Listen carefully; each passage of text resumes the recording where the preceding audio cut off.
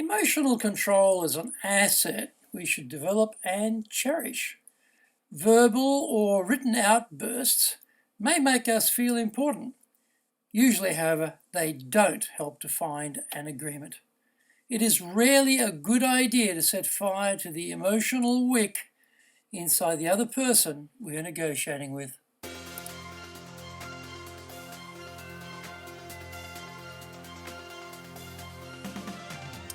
Konnichiwa and welcome to the Leadership Japan series, and I'm your host in Tokyo, Dr. Greg Story, President of Dale Carnegie Training Japan. And much more importantly, you are a student of leadership highly motivated to be the best in your business field. If you find the program useful, then please share it with your friends. They might have some leadership challenges of their own. How would you like to own your own access to 104 years of the accumulated wisdom of Dale Carnegie Training? Get our free report. Stop wasting money on training, how to get the best results from your training budget. Plus, our free white papers, guidebooks, reports, training videos, blogs, newsletters, course information, plus much, much more at japan.dalecarnegie.com.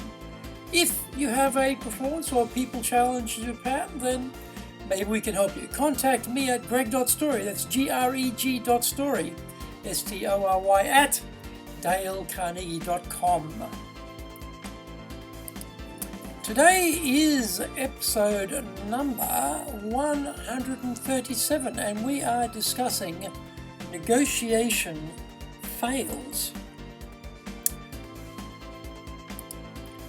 Former American President John F. Kennedy left us with a great quote.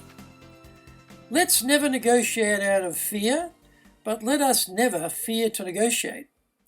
Actually, we do fear to negotiate, though, don't we? We worry about asking for too much or too little. We usually imagine a negotiator as someone totally unlike ourselves, a tough individual with ice coursing through their veins.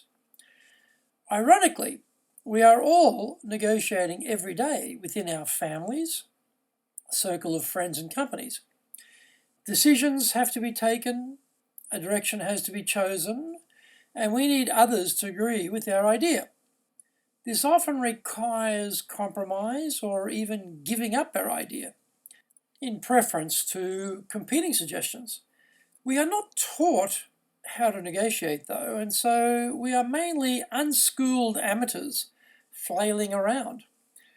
This negotiation issue is a big topic, so let's narrow the focus to common mistakes we may be making right now, which we should eliminate forthwith.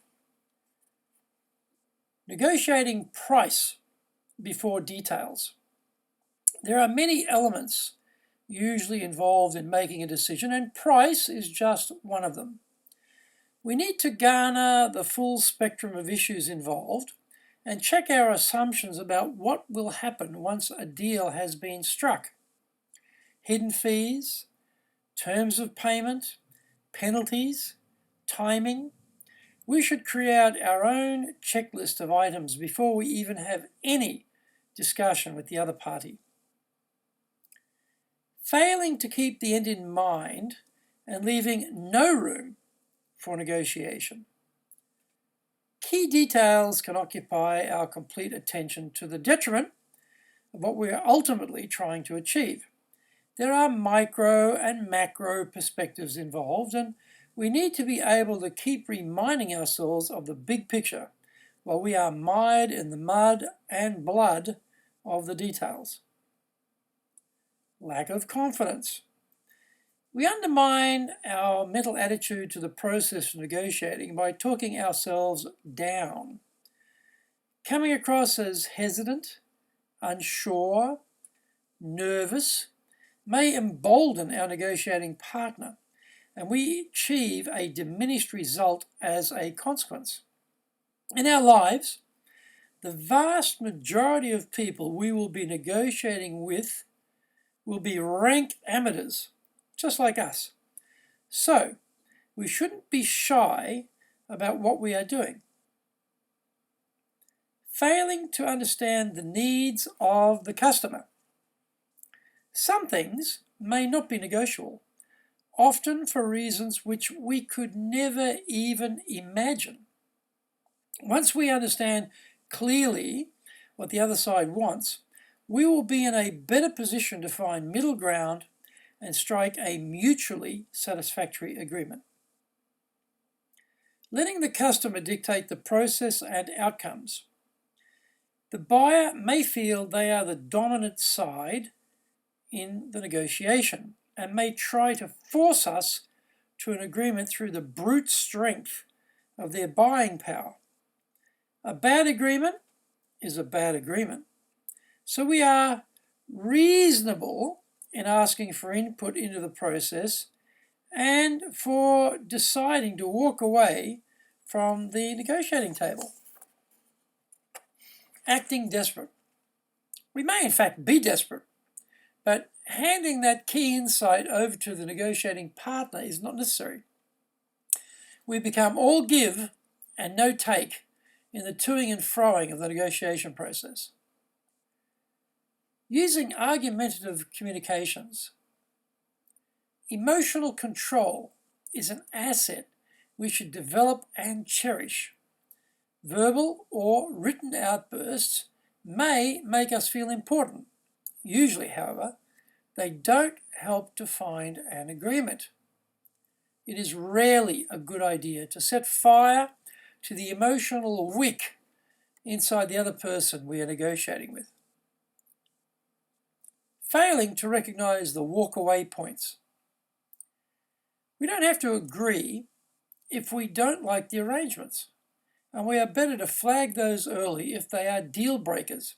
Time is money, so let's move on and find someone else more suitable to negotiate with. Narrowing negotiations to one point, usually price. Price is only one element of cost. There are other levers around financing, quality, timing, volume, contract length, etc., which can come into play. Often, we get in our own way and make things unnecessarily hard for ourselves. If we stop making these basic mistakes, we will do better in getting a preferred outcome.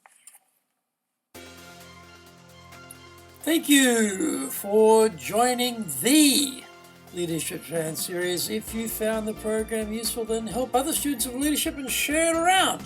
As mentioned, if you have a performance or people challenge in Japan, then maybe we can help you. Contact me at greg.story, that's greg.story, S-T-O-R-Y, at dalecarnegie.com. Also, remember to access your Dale Carnegie Training free reports, white papers, guidebooks, training videos, blogs, newsletters, course information, plus much, much more. Then go to japan.dalecarnegie.com.